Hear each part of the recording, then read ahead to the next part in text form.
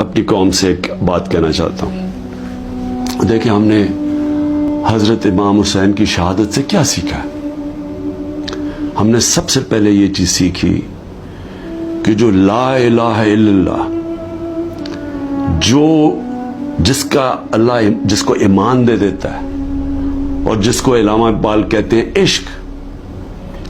اور میں نے علامہ اقبال کا فارسی میں نے ٹویٹ بھی کیا ہے، اور میں نے اس کو اپنی انسٹاگرام اور سارے فورمز پہ کہا ہے کہ وہ فارسی کا ہے لیکن اس میں انگریزی میں بھی اور اردو میں بھی پورا اس کا ترجمہ ہے.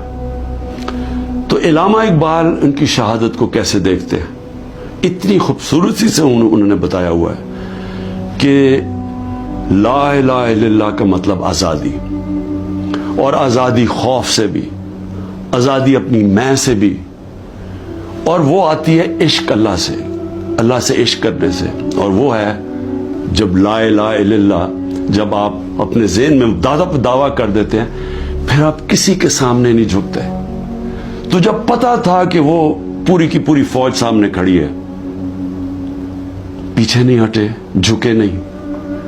اور جو ان کی شہادت تھی، جس طرح علامہ اقبال کہتے ہیں کہ صدیوں تک مسلمان جب کھڑا ہوتا تھا ظلم کے خلاف، غلامی کے خلاف، تو وہ لا الہ الا اللہ اور امام حسین، حضرت امام حسین کی جو شہادت تھی وہ ہمیشہ یاد رکھتا تھا.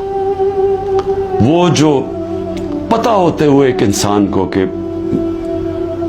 ہم جیت نہیں سکتے، یعنی کوئی میری موت ہے، میں یہ جو کھڑا ہوں اسٹینڈ کے اوپر تو میں زندہ نہیں رہوں گا، اس کے باوجود وہ عشق کتنا ہوتا ہے اوپر والے کے ساتھ کہ وہ کہتا ہے کہ میں یہ کوئی نہ سمجھے کہ میں خوف کے بت کی وجہ سے کسی کے سامنے جھک گیا ہوں. اور یہ ہوتا ہے کہ جو انہوں نے بیج بو دیے کہ ہمیشہ مسلمان دنیا میں ظلم کے سامنے جب لوگ کھڑے ہوتے ہیں تو ان کو یاد آتا ہے وہ اس قربانی کا.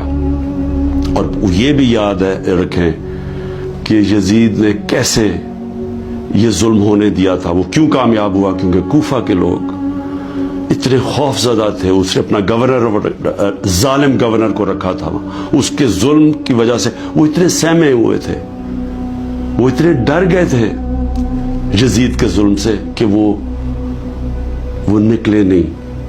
انہوں نے اتنا بڑا ثانیہ اسلام کی تاریخ میں ہونے دیا اور وہ ساری زندگی پچھتاتے رہے.